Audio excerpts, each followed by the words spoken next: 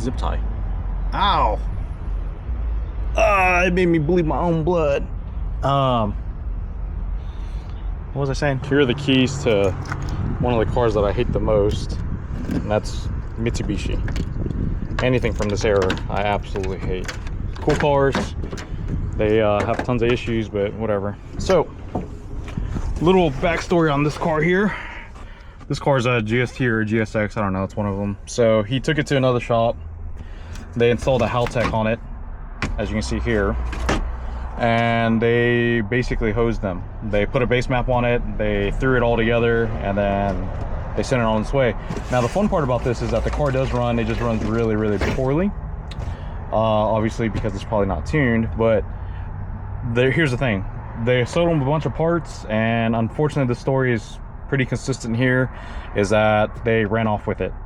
So he had to order, the main one is the wideband. So what people don't realize is that Haltech stuff is expensive. The support's really good, but you pay for the product.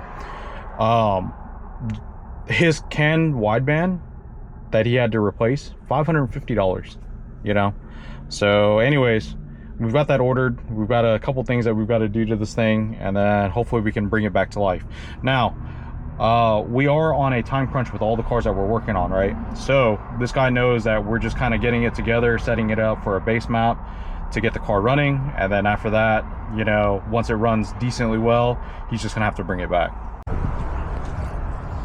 All right, so underneath the hood of this thing, we've got your standard 4G63. So we're gonna install the CAN wideband. He has an HKS SSQV that we're gonna put in.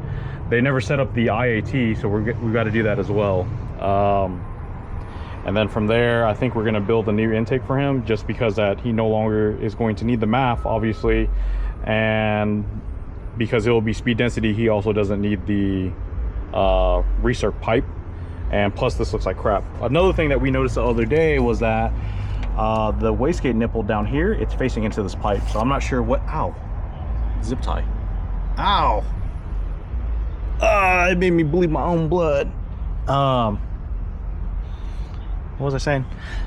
So the wastegate nipple is at a really bad spot. I'm not sure how we're gonna fix that, but it's gonna have to get fixed. And damn, this thing got me pretty good. So anyways, we're gonna come out and I'm going to mark some stuff here, and then we are going to go from there. So what we're gonna do now is, like I said, I'm gonna pull the intake out, the charge pipe out here. We'll weld the new flange for the HKS, and then the intake air temp sensor. Now I might have already made a mistake, because hopefully this is aluminum, but it might be steel. If it's steel, we're gonna have a problem. All right, so I've got my magnet here, and we're gonna just check this really quick. Aluminum doesn't stick to magnets, boop, boop, boop, but steel does. So I don't know what this is, but that should be whatever, Chinesium. All right, hopefully it doesn't stick to this. Okay, so we're in the clear. So this is also aluminum, so perfect. So now I'm just gonna mark this all here so we can get the IAT welded in.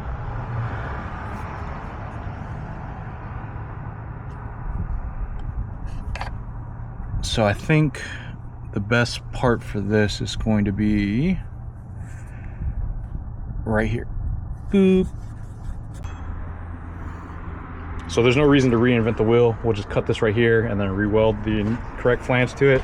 So I'll go ahead and I'll have Pops start pulling this thing apart here, and then we'll go from there. And then once Pops has this apart, I'll come back out and I'll measure the turbo inlet to see what material that we need here to build a new intake.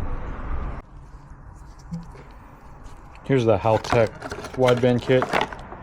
If this looks familiar, it's because we used it on the NSX. It may not be familiar.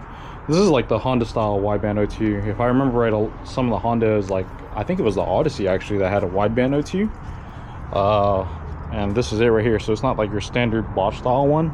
So anyways, so we've got the pipe off here, and now we're removing the factory O2, and then we're gonna put the wideband O2 in, and then I've got to get a gasket for the throttle body. So I forgot that these cars use 4 bolts to hold the elbow in here, and there's 2 gaskets, so we're gonna have to order that, and then we'll go from there. So here we are with the Eclipse. We've got the charge pipe back in. As you can see, the new HKS blow-off valve is in. Obviously we just got to turn it. IAT is welded in. I've got the wideband and the vacuum line already ran. As you can see, the Haltech wideband is just kind of sitting right here for now.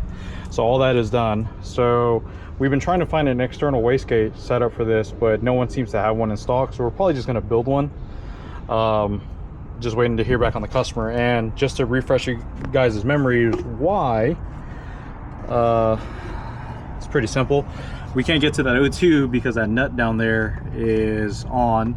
That's supposed to be a stud, but for some reason they got a nut somehow back on there. But secondly, the wastegate nipple is right here. As you can see, it's facing into this coupler.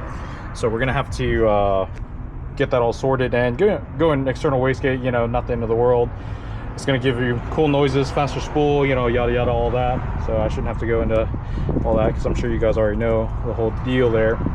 But yep, that's where we're at. We're kind of at a stopping point at this point. Not too much else that I can do at the moment.